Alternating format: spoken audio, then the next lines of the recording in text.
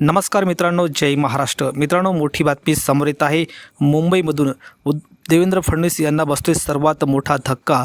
मुंबईमधील शिवाजी पार्क या ठिकाणी होत असलेल्या सभेवर अक्षरशः मुंबईकरांनी पाठ फिरवली आणि महायुतीची सभा फेल गेली, अशीच चर्चा आता राज्याच्या राजकारणात होत आहे।